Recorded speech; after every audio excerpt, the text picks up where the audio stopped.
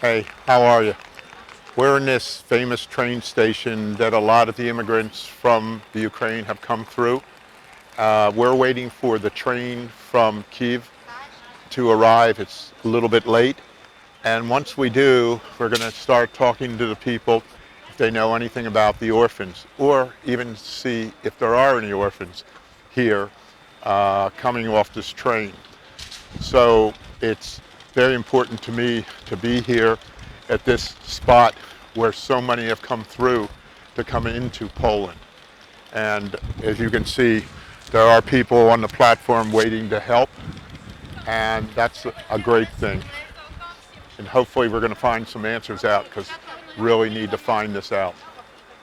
These two gentlemen have just come back from the Ukraine helping out, and they're from Sweden. And I think what they're doing is amazing. And your name is? Victor. Victor's his name? And Anton. Anton. Anton. Anton. Anton. So we've been discussing things and everything, and I'm trying to get them to, they're going to let some people know about the orphans, see if we can come up with anything in the orphans in Kiev, and see what we can do. And hopefully I'll be seeing these guys again, because these are two super guys for what they've been doing, and I really mean that. So, I am here talking to Marie, is that correct? And you're from the Ukraine? Yes. Where do you live in the Ukraine? In Kyiv. In Kyiv, Da. okay. When did you come to Poland? 6 March. Okay, 6th of March you Da. came here, okay. Da. And are you planning on going back, or are you staying here in Poland right now? I stay in Poland when world maniac Right. will be уничтожен, will be died. Right. Because when Putin leave, I have don't plan. Right. Don't plan our people in Germany, Poland, USA, because we have a world зло. Зло Right. будет по-английски. You don't know what's going on. Да, So, да. so- And at that moment, my mission helps for Ukraine maximum. I see that problems is not only Putin. Problems is mentality of Russian people, and it's problem for our world. Right. It is a problem, I agree. Is your husband in Kyiv still? Да, it's Kyiv, in Kyiv. Yep. And you have any children? Yeah, no, I have no children. Okay. Well, I'm sure we're glad you're here, and the Polish people have been really good. Have they have the Polish people been good helping? Poляki is very help for Ukraine. Good. Да. Ukrainian people and your men and your women who are fighting are amazing. They're great people, great fighters. I agree with And you. they're stopping the Russians. The Russians are afraid of them. I know that. Да, I'm glad that America helps, Anglia helps. I'm safe from Ukraine. Thanks for your support and help us. We're going to support. You want democracy. We want you to have democracy, and you're fighting so well. And very, very happy with what you're doing. Да, Yeah, thank you very much. I'm Thank glad you. to see. I'm Appreciate glad to meet you. Thank you. I just wanted to introduce you three. We came here to watch the immigrants getting off of the Kiev train, and you guys are working here to help them. You're giving them food and stuff like that. The interesting thing is where you're all from, and that's what I wanted to find out. So I'll start with you and your name. My name is Nicholas. Nicholas. I'm from the U.S. Right. I don't speak Russian, Polish, or Ukrainian, but I felt like I needed to come here and assist with what's going on. This is honestly the least I could do to help out. I've been able to help, and I think it's great. yeah. I think it's great. And you? My name is Anna Kaminsky. All my grandparents are from Ukraine, and generations of my family before that. I was born in Moscow myself, same as my parents. My family immigrated before the fall of the Soviet Union. I don't speak Ukrainian. I'm learning it on Duolingo. I speak Russian though, so I've been able to talk to people. And you lived in... I live in Spain now. I live in a small Spanish But you village. lived in England at I one time? Yeah, I grew up in England. You grew up in England. That's Yeah. why you have that English accent too. I have a so, weird a little accent, bit. yes, So. that's right. And you Hi, my name is Natalia Dimarco, and I was born in Ukraine, and I'm living in US right now. And tell them where you're living, because I have to do this. yes, I live in Westchester, Pennsylvania. She lives exactly about 8 miles from where my children went to school in Media, Delaware County in Pennsylvania. This also shows how small a world. You three have all differences in where you live and what you do, but what you've amazing to do is you've come here and you've volunteered because you care about their democracy and you care about their people also. So that's what you do, and I want to say to you, I really appreciate that. And of course, you know what we're doing. We're trying to find Ukrainian orphans, and that's the main thing. You gave me something on up in Warsaw, so I'll track that down. But I thank you all for being here and talking. And he's not saying anything. So. No. Oh, okay, where are you from? Azerbaijan. Where? I'm from Azerbaijan. Okay. Azerbaijan. Yeah, Azerbaijan. So we have somebody else here too. I think that's great. So it's great that you're all helping, and that's what this world's about, and it should be about that. And that's why this dictator, crazy man, whatever he is going to lose because of people like you and these Ukrainians who are fighting their asses off for their country and want to go back to their country. So, again, I can't thank you enough for talking to me. Thank you. Thank you. Thank you. I'm here right now with a lovely young Ukrainian woman, and since she speaks really good English, she's going to be able, and she likes my jokes, by the way, so that means a lot. I do. No, she does like my jokes. But I want to tell you that the train's coming, so we'll do this really quick, finally. You left the Ukraine when did you leave the Ukraine? I left Ukraine. That was the month after the war started. A month after the war started. Yes, Okay. like the first time. I will never forget that morning when I woke up. Like I heard my parents talking on the kitchen, like my mom saying, "Oh, the war started. They started bombing us," and like I was like sleepy and I couldn't understand like what's going on, and then I heard this like boom, boom, and like I could feel my heart just drop down to my feet. Like that was so scary. I guess that was the scariest moment in my life, and I wish never and no one will ever experience this alive. Where do you live? I live in Kiev, so You- that so you was did live in like Kiev, yeah. from the side exactly where there was most hot points in the in Kiev for Right. the quite like Right. 2 weeks, month, Right. where is Bucha and this airport in Right. Gostomel, and they wanted to take control over that airport to make a base.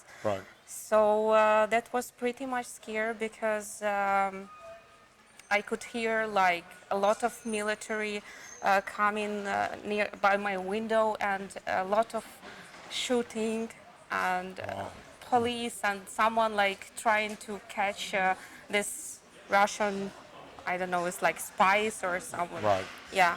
I didn't ask you your name. Valeria.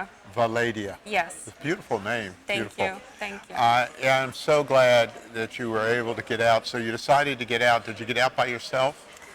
Well, that was difficult decision for myself because my parents were like really worried, like they wanted me to leave. So first of all, I sent them to the most like safer place. Right.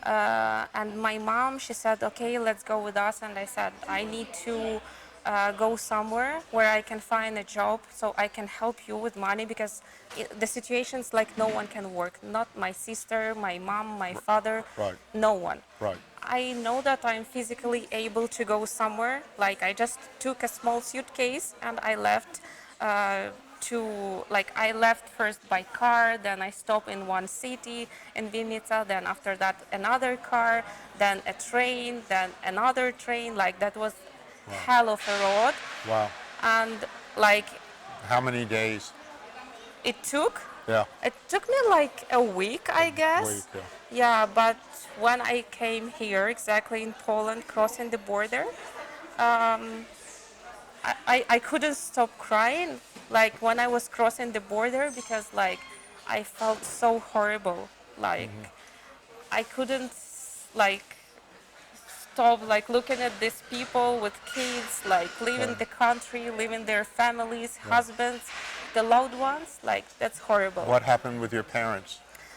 I sent them to my grandparents, so that was closer to the central part of Ukraine. Right. It's kind of safe. They didn't want to leave like abroad to another country, Right. and like they are older and it's difficult for them. They would not handle like such a long road, so I Right. just found a guy who could help us to send my parents to another city just for them to stay at least a bit safer. Right. Right. So, and where did you go? So you went to the Czech Republic, you said, or? Yeah, I went to Czech Republic through Poland. Like first I came here, and the people here are amazing. Like the volunteers, everyone was ready to help. Even I started crying by the border. I couldn't stop crying, and a person came with a tissue, just gave me silently, and like I was just like. That's the way the people are, and we see it all the time. I'm seeing it all the Yeah, time. I mean So, it's some small things, right. but yeah. So how long are you going to go back for? Now Yeah. I don't know. You don't know. So as long as it's pretty safe, you're going to stay there. I don't want to Kyiv. leave Ukraine Right. because I love my country, Right. and I at the first days of war when like nothing was arranged for these military guys who were helping us. Right. I went to the grocery store just to get some food to bring it to them. Right. After some time, it started to get better. Like they made this humanitarian aid in some points in Kyiv, so Right. it was easier to get the food for them. But before that, I was doing like everything what I could possibly do. Right. Oh, that's so. Well, and are your parents back in Kyiv Now they are back in Kyiv. Right. Like they wanted to get back. But you were actually living in the area which really took a beating for a while. Yeah, so- that was horrible. Like at night, Right. every night when it was becoming dark, I remember one night when I just stand on on my balcony and I was watching what was going on outside. That was bombing and Right. flashes. Right. So strong. Like I was just looking from outside of my balcony and I couldn't like move. Like I couldn't believe that it's happening. It was like either a bad dream or a movie or something. Yes. it's And just like- same, it was like we have a building where they bombed. They like usual building where people live. I was going by this building and I could see this hole in the building. I was watching it with my eyes and I couldn't believe. Right. Like I couldn't believe. Like, is it a movie or like is it Right. or a dream? Like, what is going on? That's- Like, that's- like I cannot believe Right. this. I cannot believe Well, I'm this. glad that you're going back. Thank you very Thank you much. so much. Thank Thank you. you very much. Thank you. It's great talking to you. Yeah. And I'm glad you're here. So, and I'm glad you're going back too. Yeah, So, me too. all So right. much. So- Thank you so much. Thank you. Well, we'll exchange numbers still. Yeah, All right. sure. Got it. Your name is Jane. Jane? How'd you get Jane out of it? Is that really your name? Женя. Oh, Jania. Jania. Okay, so it's Jane. Okay. And you're from I'm from Kyiv, Ukraine. Kyiv, and you have a daughter? Yes, I have a daughter. She's 5 years old. Okay. Tell me why you left or what happened in Kyiv to make you leave when you originally lived. I leave Kyiv for second day of beginning the war.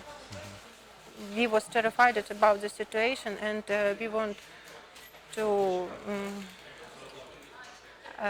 чтобы они были в безопасности. Protect your Yes, to protect. But after months in these situations, my husband and I decided to leave Ukraine and go into Europe because he is thinking about the situation will be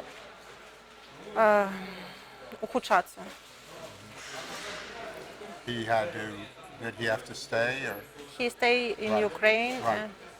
and he worked and he пытался помогать нашим военным, our military, to help our military, and he. How long have you been out of the Ukraine? I was out of Ukraine maybe 1 month. The people in Europe very kind, very beautiful, but I love my country. I love Ukraine. I want to be in home with my family, with my friends. Right. I want to be with my work. I very, very like my work. I understand that. So you're going to go back right now, tonight. Yes. And how's your husband? My husband переживает. He is worried, but worried. my daughter very, very love Yeah. her father, And and he said me that we must to go home to my husband, to our friends, right. and she says that she likes But in Europe, but she wants to home. so I understand she wants to be at her home. Yes. And that's the great thing about the Ukrainian people is they do want to be home and they do want their country for themselves. Many Ukrainian people, которых whose we meet in the train Right. to here, Right. say that they want to be in Ukraine when Ukraine will be победит. When Ukraine will win, Right. And you they will win. want And you to will be win. in home, Right. in our homes, in our country. I understand that. I do. And I think it's an amazing thing of the strength of the Ukrainian people, just what you're saying and everything. And this is your sister, right? Yes. And what she's saying and what she's done. So it's really, really nice to hear that story. And good luck. And Thank you hopefully very much. Kyiv will be, nothing will happen more than Kyiv. Let's just, cross our fingers. But it's so great. And your daughter, Sky, she's all ready to get on the train, looks like. So, all right. She very, very want to home and Very, wait in very, this very, train. very nice to meet you. See you. Bye-bye.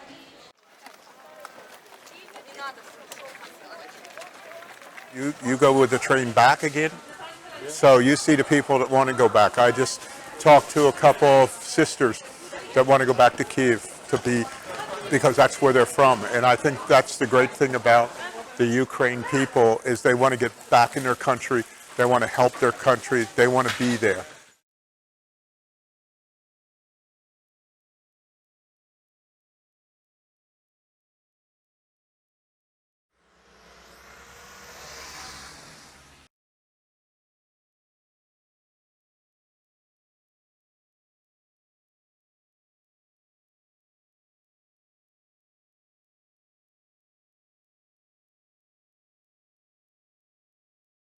Today I'm talking to Slava. Hello. And he works for an organization and Rimar. tell me what it means, SOS. Yeah, my name is Slava. Originally I'm from Moldavia, but I live in Italy.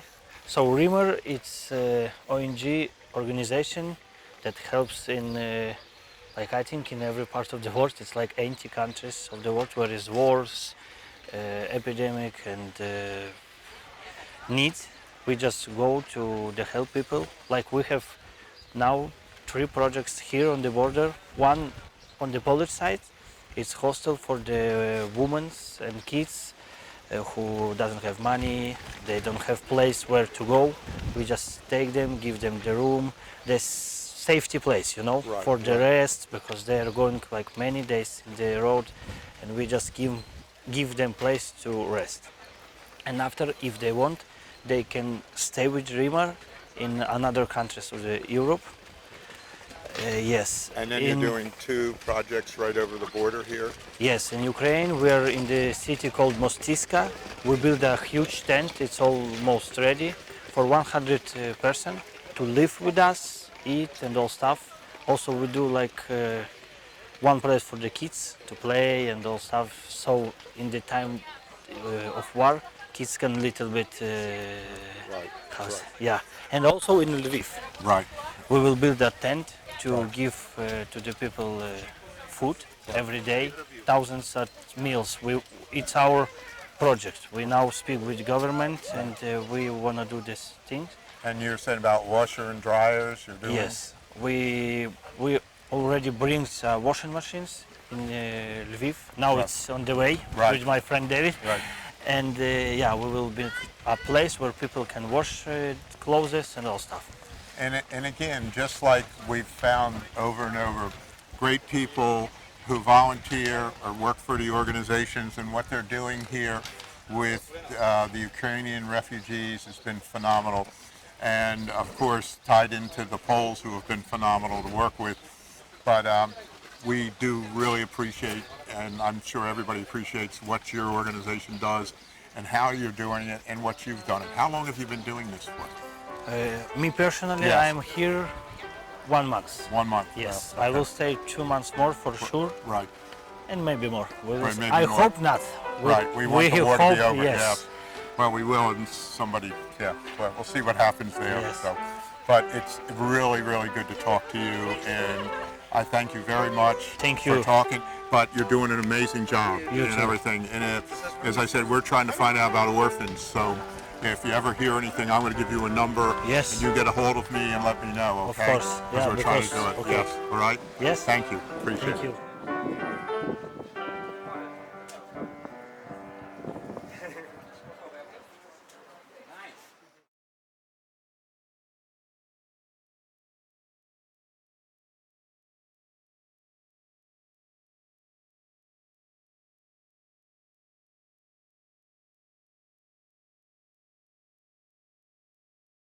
Hi, I'm Jamie Price, and you're Maria Kolankiewicz. Maria. Maria has written 3 books about this famous orphanage, and it is a very famous orphanage. It was started by a priest in the 1800s, and we'll go on in short spurts about the different timeline. But I think I'm very interested in what this orphanage did, especially in World War II, and looking at the museum that they had was fantastic, and really do appreciate that to get more of a sense of it. So if you would tell me about the priest, a little bit about the priest. As you said, it started its activity in the 18th century. In 1736, it was Father Gabriel Piotr Gurion who came here from France, invited by the Queen of Poland, who was French. He was invited by Maria Ludwika Gonzaga, and he began the work of founding a congregation of missionary priests here. Following the example of the 100-year-old house of Saint Vincent de Paul in Paris, he founded this house in Warsaw. At the beginning, the first seat was Królewskie Przedmieście. Initially, it was a wooden building, then it burned down, then it was a tenement house, which functioned from 36 to the middle of the 18th century. He went through various times, including the history of Warsaw, always serving, helping children, especially little children. This house was intended for the care of young children. They were not only orphans, there were also many children from poor families. From families who didn't have sufficient resources to support their children, and also from a very large group of children who were legitimate children. Legitimate children in those days didn't have the same rights as they do today. If the father didn't recognize the child, the mother had great trouble supporting them. It was sad that they were disgraced women and wanted children, and many such children ended up in this house. This continued throughout the 18th century. Initially, it was led and managed by priests. Then the city also began to participate in the management of this house. From the beginning, it was an institution that was also a public institution, not only a church one. Because there were royal donations that were given to this house, and even more importantly, it was the royal privilege of having the privilege of legitimizing these children. This means that an illegitimate child didn't have the same rights as children in marriage. The king gave them such an act legitimizing their origin. These children had the right to live in the city, to work, and then to run their own business. So all this information about the king's involvement and then about the city prove that despite the fact that the first time years, long decades, run by priests was a public institution. Later, when it was moved to Veriki Square, it became part of the General Hospital of the city of Warsaw, to the latter seat.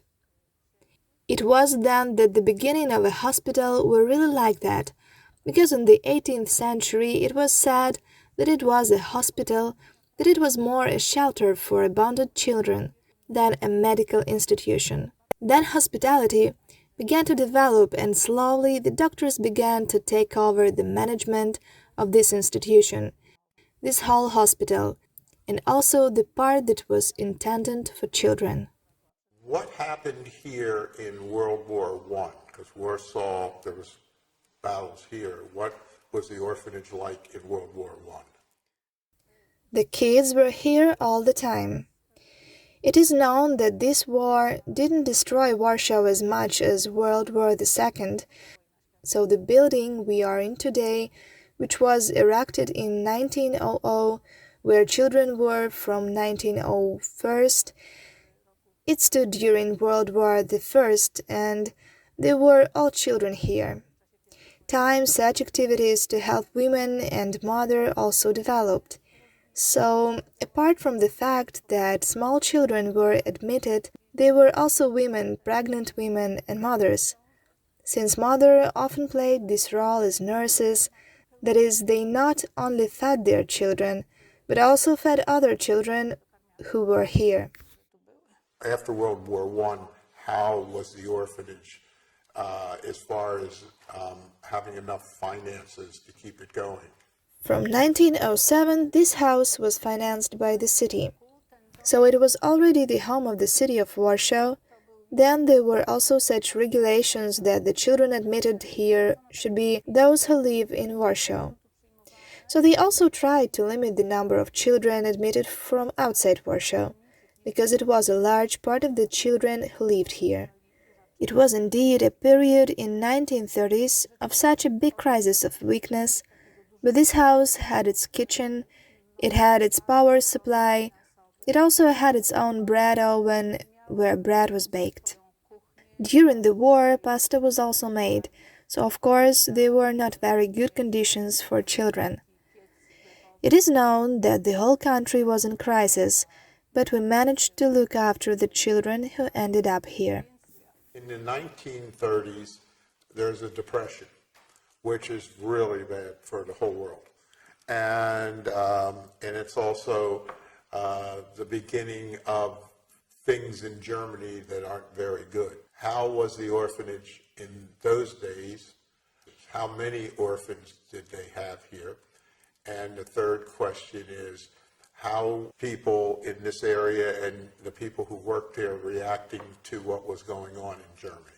As for the number of children, I will show you a book in which it is all listed, because I do not remember the exact numbers in years, but on our website there is a book about the history of this house alone, with the war history, and there will be there all the figures for each year, so I do not want to list now so as not to be mistaken. In the 1930s, the director was a very good doctor, Dr. Lubzhinsky, who introduced a lot of reforms in this house. So the interwar period, despite such financial difficulties, when it comes to organization, was such a very favorable period. Primarily because the fight for children's rights began. This means that children have the right to claim paternity so that mothers can apply for maintenance for their children. Here, an outpatient clinic was created for women where women could get legal aid, where they, together with their children, could get their care. These mothers also began to pay the first allowance so that they could support their children. A mother who left this house with her child also received such a layat for the child, so the help for mothers and families began to develop, and the fight for children's rights continued. It was a very important period, despite the fact that these 30 years were difficult after regaining independence after World War I. There were many such interesting pedagogical initiatives in Poland. Kozak operated here, Falsko operated here, Babik operated here, who also created such courses for educators of children in institutions, so it was a time of such a great flourishing of pedagogical concept. I heard you mention about the other orphanage, and how were they tied in together in those days, talking to one another and everything? They were both doctors, Kozak and Lubzhinsky. They ran very similar institutions. Of course, the situation of Kozak's house was different because it must be said that those 1930s were also such a growing anti-Semitism. It was also such a difficult political period in Poland, especially after 35th, so his situation, where there was a home for Jewish children, was much more difficult. But of course, they knew each other. They tried to educate educators. It was very important because then there were not enough schools or universities for the staff who worked here.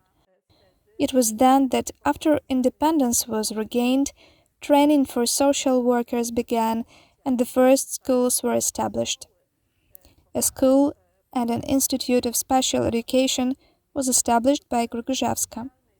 A school established by Rudlinska educated social workers, so these were such field not only for direct children, but also for creating such social policy for children and families, and for training staff.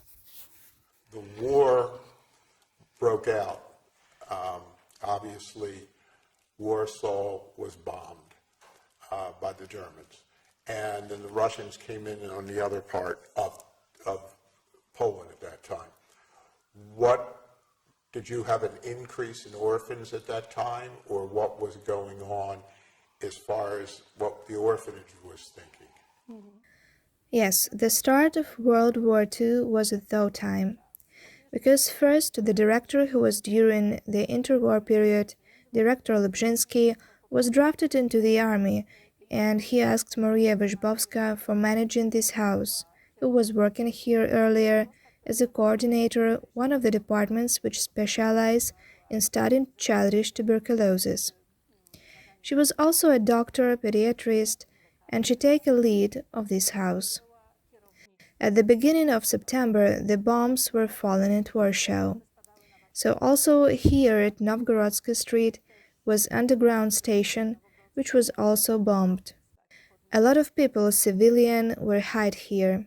There were a lot of wounded, so all of these corridors and basements were changed to the hospital. The doctors were working, nurses were working, so they were helping to those who were hiding from bombs. So in the first period, it was help for civilian people, which were trying to hide here. Later, the war was going, and when the Germans come into Warsaw, this house was still taking children, also orphans, war orphans, sick kids, Also the kids who was lost because a lot of people were moving during war. They were escaping from the places that were destroyed. So in 1939, the year of World War II started. To the end of the year, many children were moved through this house. Over 800 children passed through this house. It was a lot. I would like you to tell me more information about Maria Vyszkowska in the time period that she was here and what she did in this orphanage, especially during World War II, please. Maria Wyszkowska was a doctor, pediatrist, lived in Warsaw, near Akademicka Street, and she worked in this house before the war. She was a coordinator of one of the departments, and she was dealing childish tuberculosis. When the director Lebzinski asked her to manage this house, she tried to ensure children the best conditions she could during war. The big problem was supplies for diapers, food. She tried to make this house independent, so there was a separate well-independent kitchen, production of pasta, because there was a problem with delivery. The children were looked after all the time. During war in 1942, one bomb landed at this building. Happily, it hit the light of the staircase, so no kids were killed. But the part of building was damaged. Whereas the conditions were though. During the bombing, kids were hiding in the basement. The most difficult time was Warsaw Uprising, because fighting were everywhere around. Here at opposite, when you will leave the building, you can see a memory board, because here were burnt workers of institute that was placed on the opposite side of the street. Everything around was burning. This house was closed without an option of proper supply. Also, the Polish insurgents tried to hide here, and Maria Wyszkowska tried to save the kids and was saying that the most difficult was first weeks of uprising.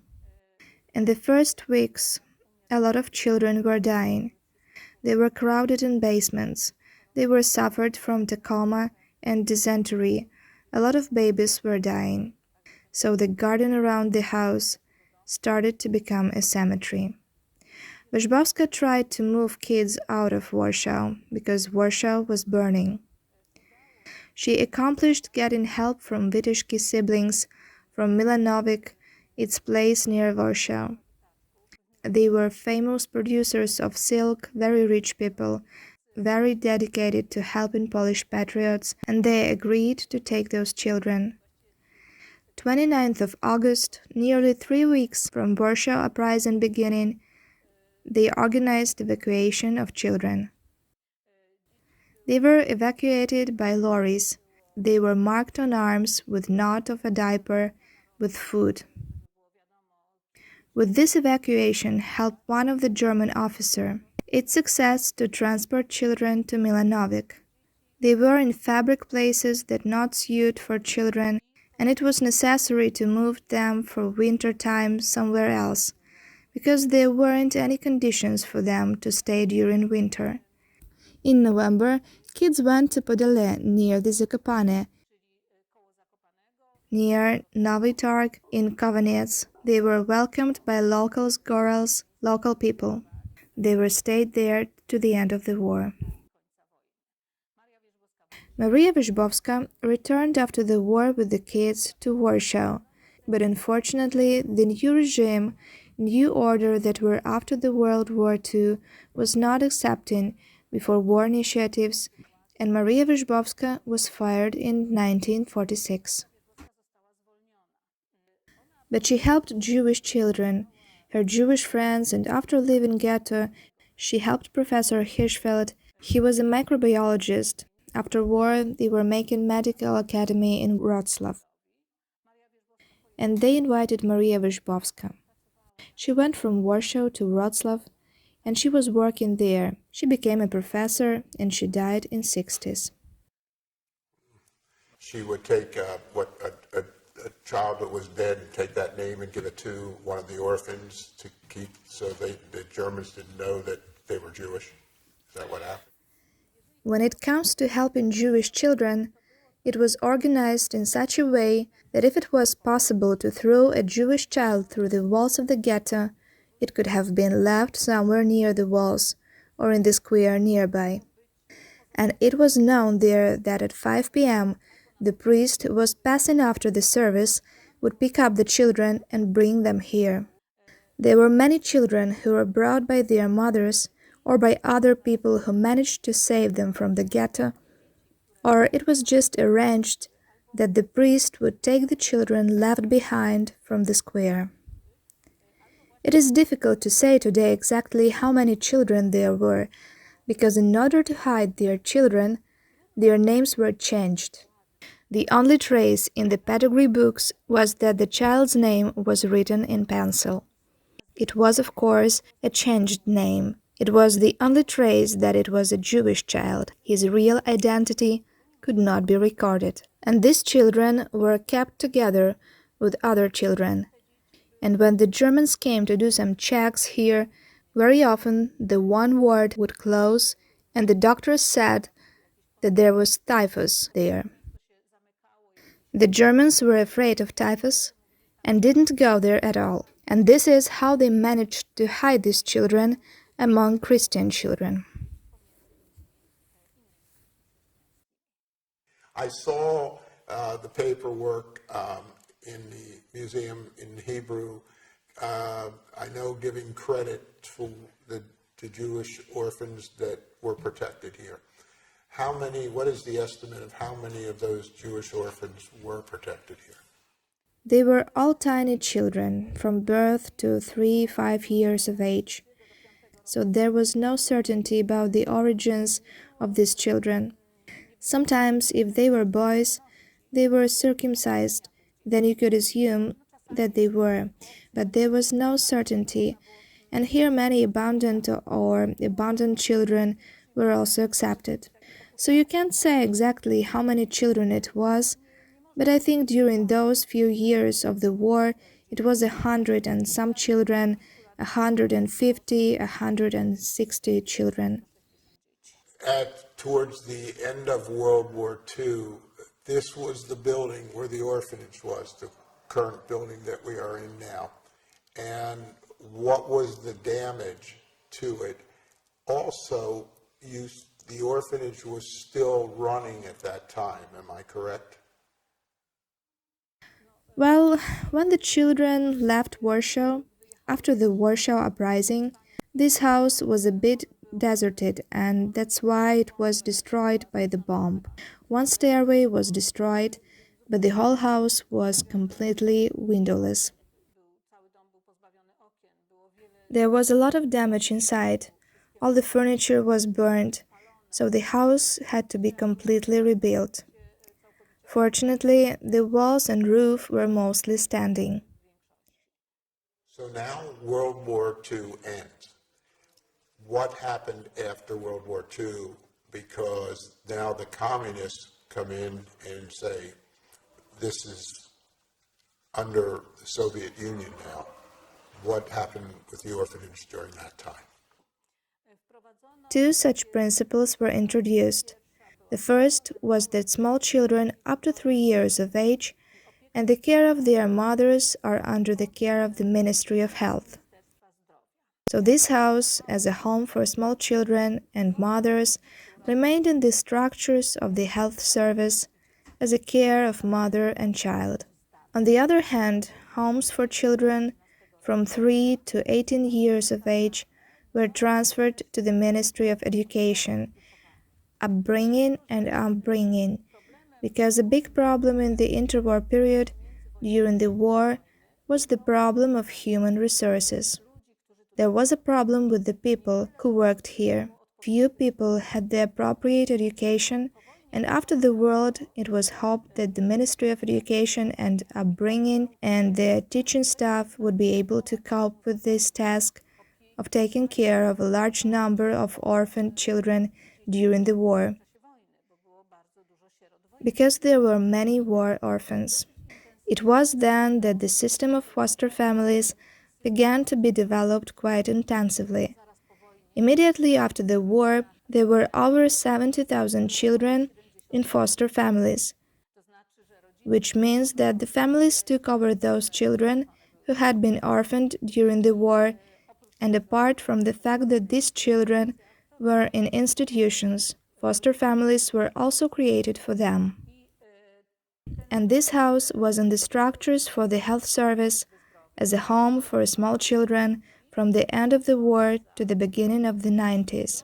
The next big change that took place were after 1980s, after this socio-economic transformation in Poland, after the change of the system, and then it was proposed to transfer the entire childcare sector to the Ministry of Social Policy to combine activities for children with work with the family. And from 93rd, 94th, this house was under the wings of First Education, and then the Ministry for Social Assistance, and so it is until today.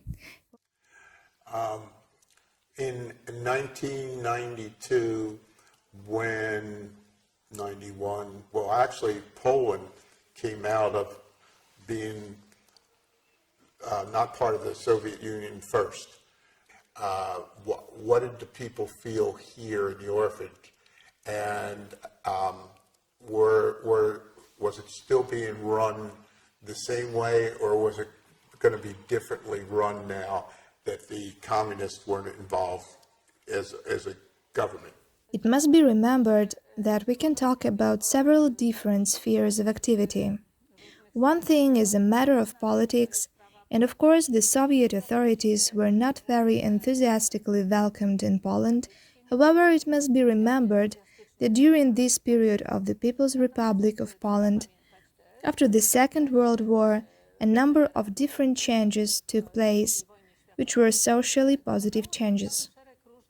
Because it should be remembered that before the war we were dealing with enormous poverty. We had to deal with such a situation that many children were alphabets. And yet, after the war, efforts were made for universal education. This is for every child to have access to school. Efforts to access health care also began, and these health care and education structures were greatly expanded. And on one hand, we have this ideology that was not very well received.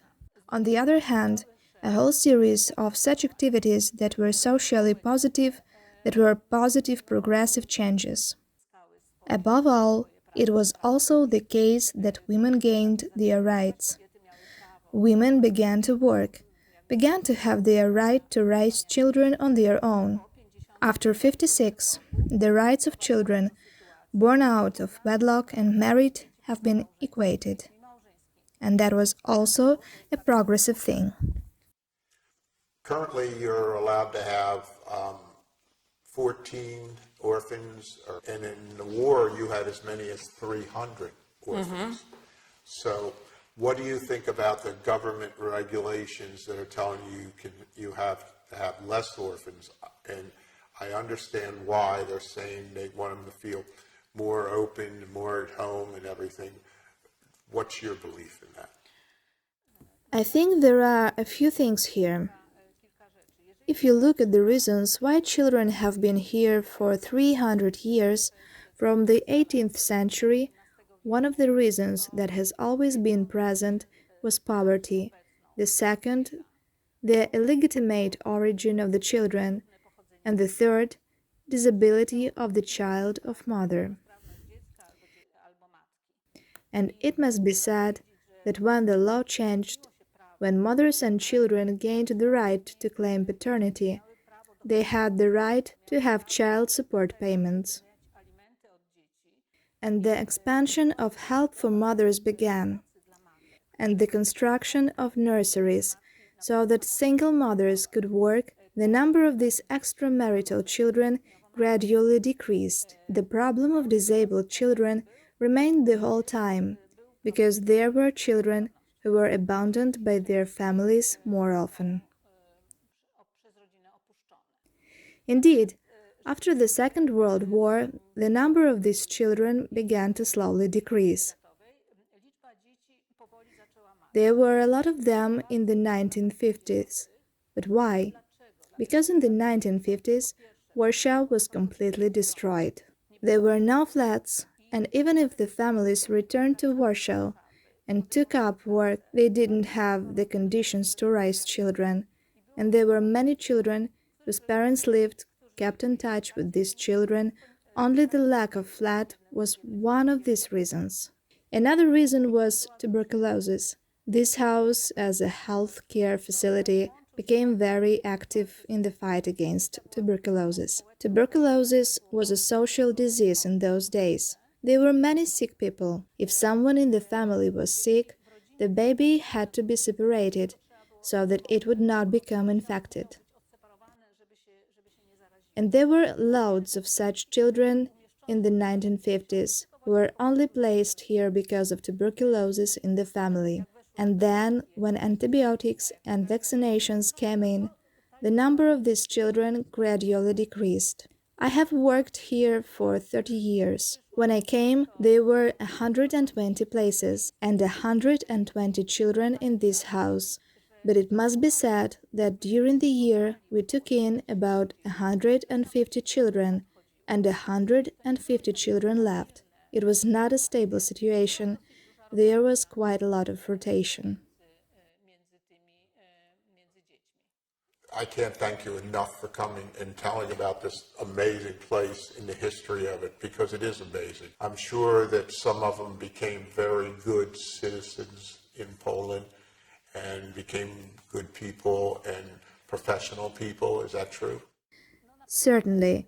The situation of this house and the situation of children changed depending on the internal situation of the country, in society, but also on the people who worked here. And as I said, in the interwar period, a lot of efforts began to educate employees, to educate the staff, so that there were people who know how to work with children.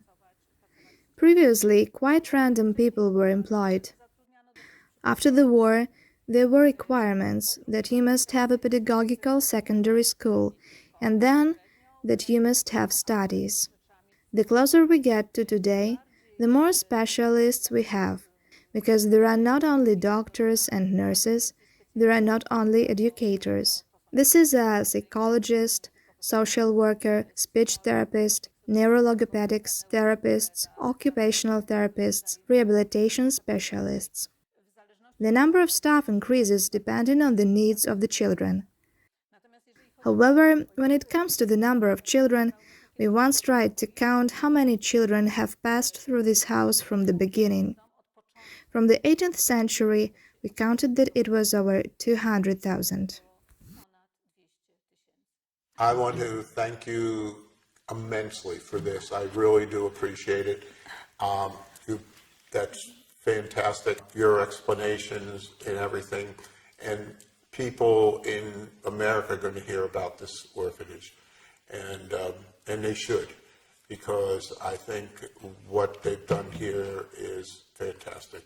So Thank you very much. Thank you very much. Appreciate that. This orphanage is called what? What is this called here?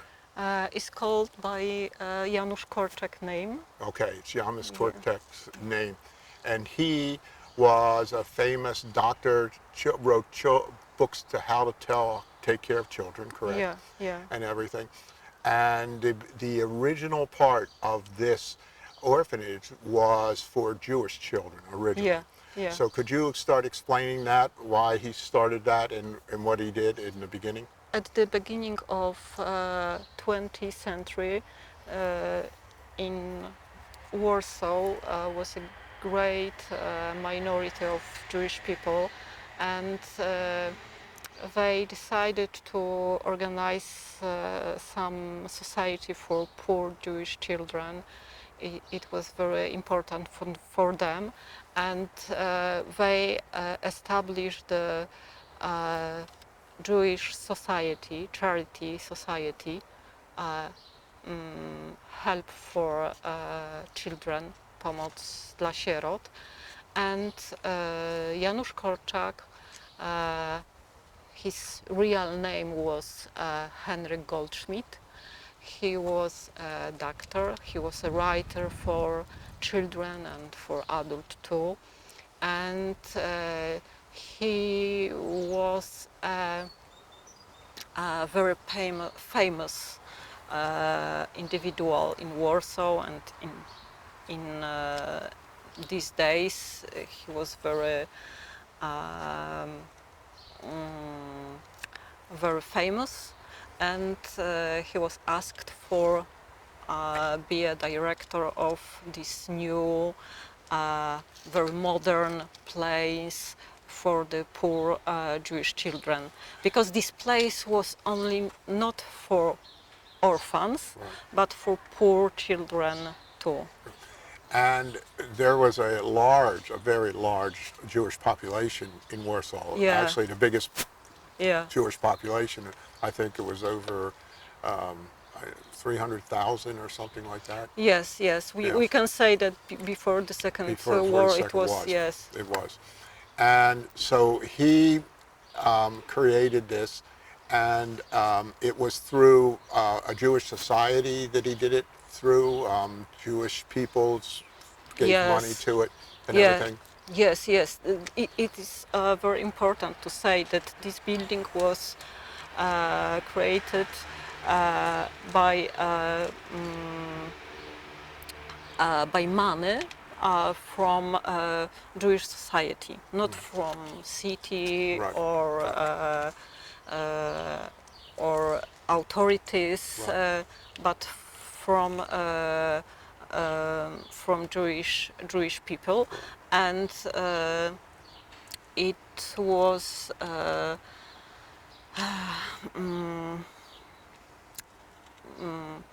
was I think it was quite normal that Jewish society in these days built many orphanages for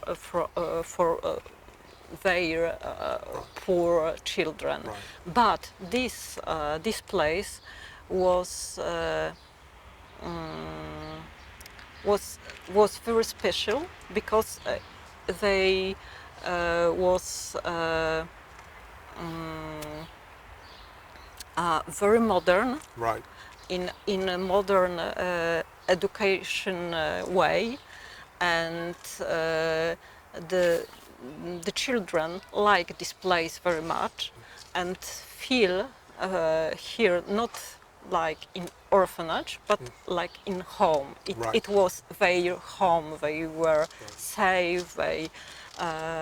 They were able to learn here, and this it was like a very special, And that safe place. And it was created by the doctor Yes. that way. Yeah. Because yeah. I know that his books actually are books that I like raised my children, where they were given leeway to do things which children today, mostly in the United States, are not given the leeway to do things anymore. Mm-hmm. You know, they're watched over for whatever reason. But I know that his book did that and everything. So this property here is where this really started and everything. So once I guess let's go into, he started this one. Did he do another orphanage at any time? Let's understand one thing. The city of Warsaw was, there were the Polish people and there were the Jewish people, and they were separate entities. They weren't hostile to each other, but they were separated, correct? Yeah, because in these days, of course, some public schools, for example, for children under 14, sometimes were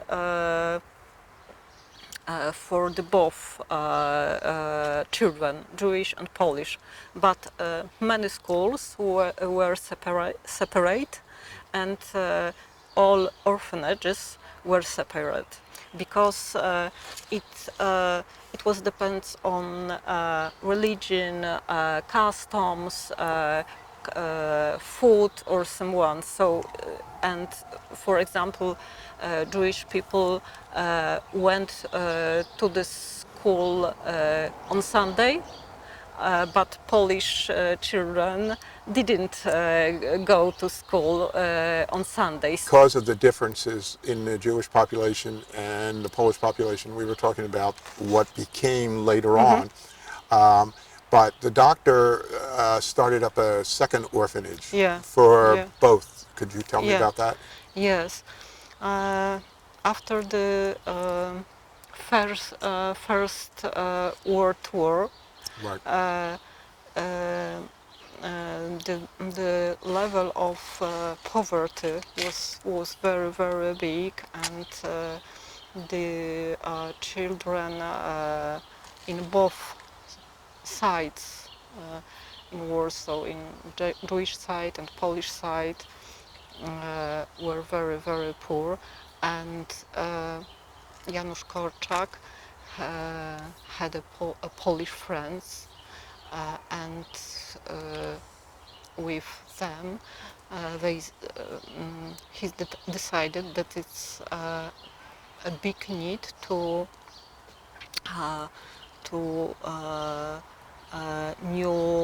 new orphanage for Polish children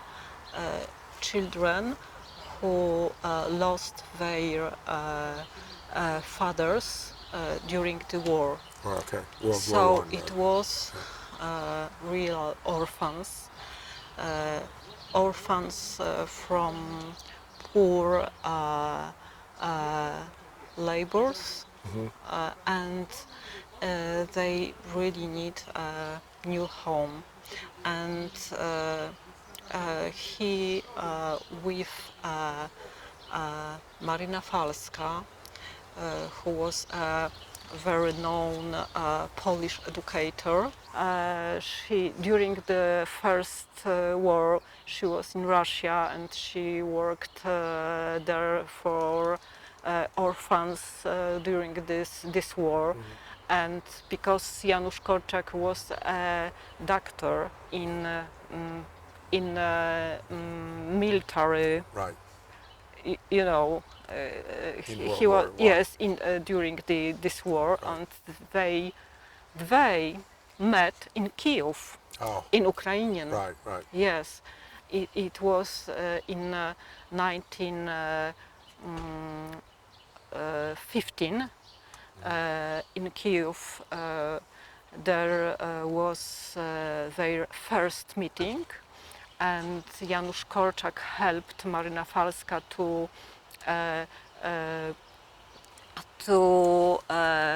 establish a new order in her orphanage, orphanage for little Polish boys, and Marina Falska was a socialist. Right. Socialist, yes, Right. and they understand each other very good. And when the war was ended, Marina Falska, because she was Pole, she returned to the Warsaw. They met and decided to establish a new good orphanage for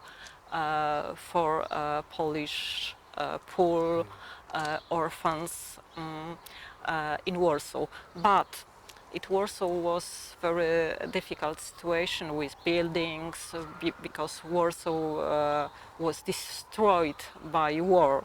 We don't remember about First War because the second was of course yes, but the First War was great impact on life on people in Poland. So the first place for this orphanage was in Pruszków, little town near Warsaw, but after a few years in 1928 they moved to the Warsaw in Bielany district. This building is wasn't destroyed during the Second War, so we can see it to now. So Is it still in orphanages now? yes, but only for few children. For a few children. Yes, yes. Was this building destroyed in World War II? It's very interesting story because this part of Warsaw was really destroyed during the war, especially in the Warsaw uprising in August 1944. But in this building,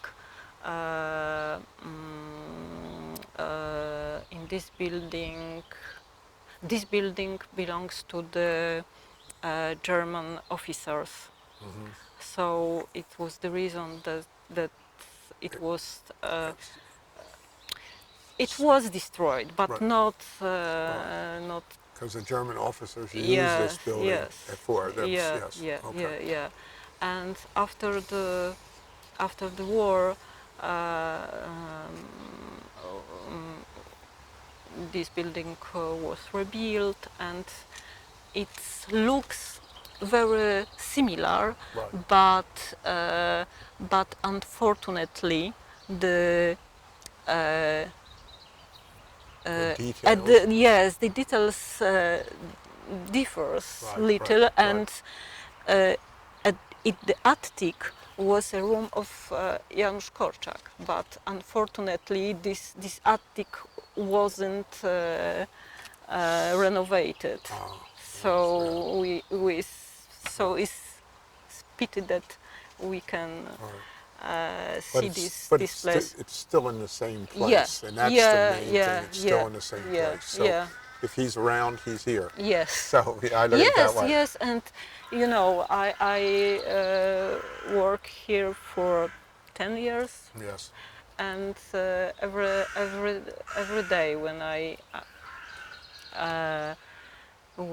I'm going to my job, I feel this soul.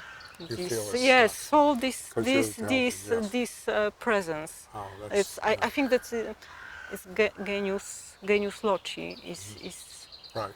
So. Okay, two questions. You said his real name was Goldschmidt. Goldschmidt. Goldschmidt. Why was his name changed? Because Janusza Korczaka was his pen name for his pen for writings. For writings. Yes, yes, exactly. Because then he wasn't saying he was Jewish; he was just saying he was a writer.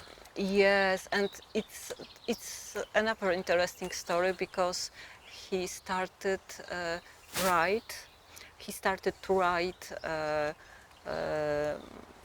little articles when he was a pupil.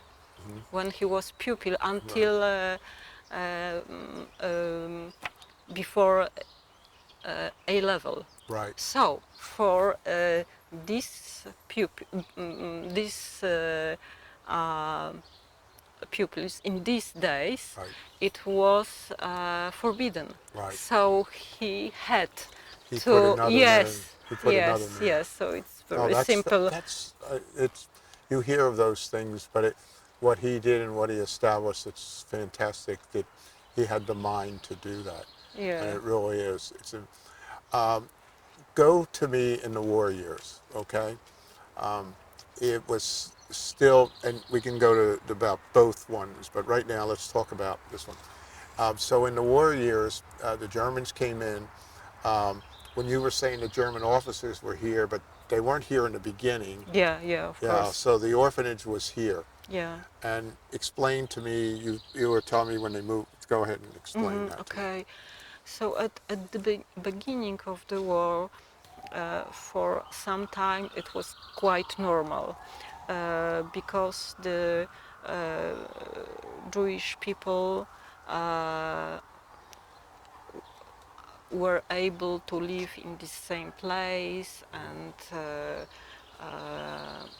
they were able to go to job, etc.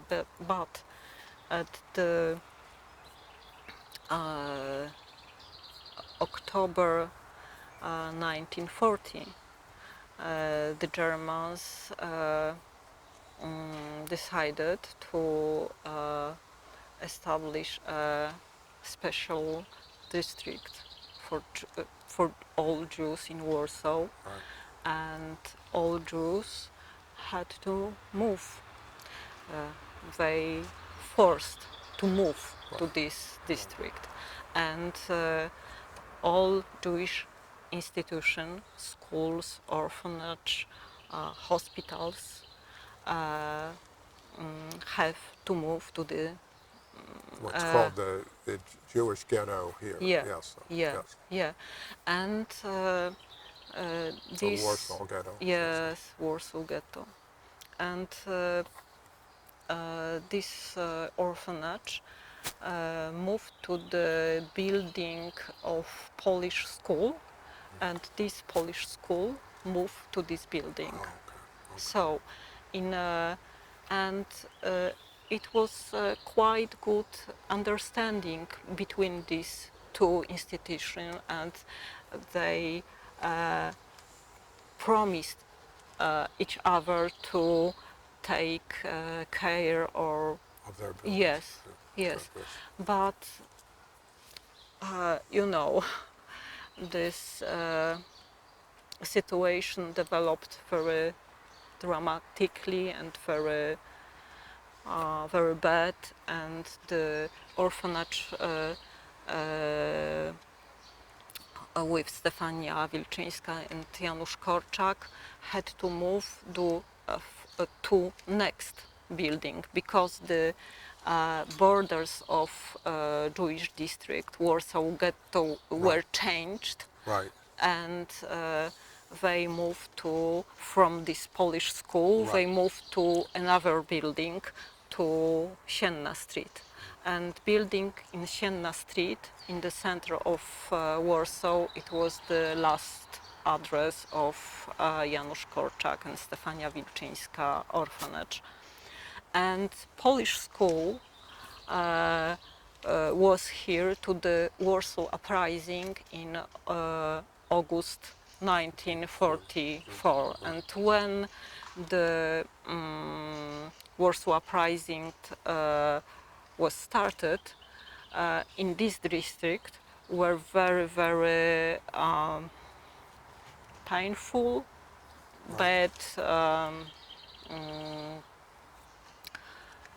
how to say,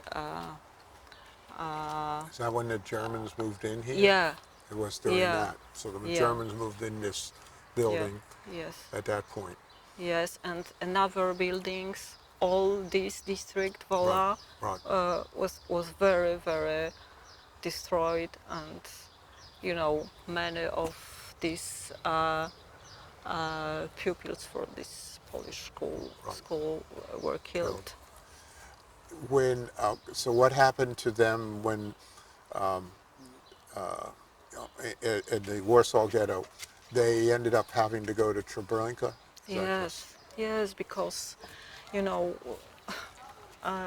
That's when they were the Germans in, was it 42, decided 40, they were, yes, it they're going was to close close July of 1942. Yeah. Yes, it's. That's when they were going to get rid of the Warsaw Ghetto. Yes, it was great action, Right. and all Jews from Warsaw Ghetto were forced to go to obóz zagłady Treblinka, Right. and the orphanage Janusz Korczak, all teachers from this orphanage, all children, about 200 children from this orphanage, all teachers, Janusz Korczak, went to the Umschlagplatz on 5th of August, 5 sierpnia 1944 rok, drugi rok. 5th of August 1942. Yes. And that's when their lives were ended. Yeah. So, Yeah. so, Yeah. so when the orphanage started up again, okay, here, and they did it, who were the people that were behind that then? These people were very close with Janusz Korczak, Right. because some of his friends, some of his pupils Right. survived, Right. and after the war they decided that this building should be a home for children in need. Right. So Right. they thought that is the best way of thinking about heritage of Janusz Korczak, Henryk Goldschmidt, Right. because they of course collected some materials, writings, and another artifacts related to Janusz Korczak and Stefania Wilczyńska, but the most important thing, it was the recreation displays. So you have a museum here now for that, or a lot of those items? Yes, it's very little exhibition, little to place, because we are rather research lab than museum, because this building serves as a home for children, and we are only little part of this. What was her name? Stefania. Was she Jewish too? Yes, of course. course. She was. Oh, well, the only reason I'm asking that question is, and I'm sure other people would have the question, when we were talking about it, when the way they met in World War I and everything, so and happening, but she was also was helping for that second orphanage too. Did she help with that too? Yes, so of course, yeah. of course, but she was very. She had a lot of work here, so yes, but of course she was in touch in teachers, and Marina Falska, the second very important person, woman. Yes, of course it was common. Right, common. Yeah. Okay. I can't thank you enough. We're going to take some shots around here and everything. What do your people, employees call you? Do they call your whole name, or just a part of your name? Here? Yeah. What's your name? Magda. Magda. Magdalena. Magda. Okay, so it is Magda. Okay. I didn't know if they had another name. Okay. And your last name? Is Pezinska. Pezinska. So you are truly, you are Polish, so we know that. So. Yeah. But like I told you and you told you have a bunch of mixtures in you too, and we all do that. But this has been a real treat for me to be able to talk to you and find out the history of this, because I am the big history buff, and you can see I know dates and everything. I am a reader, and I did read about him, and an extraordinary man and extraordinary things. And what you people are doing here is extraordinary also. So I just want to tell you that, and thank you very, very much for this interview. Okay? Thank you. Thank you for meeting too. Yes, it was pleasure for me too. Thank you. Yes, thank you. Great.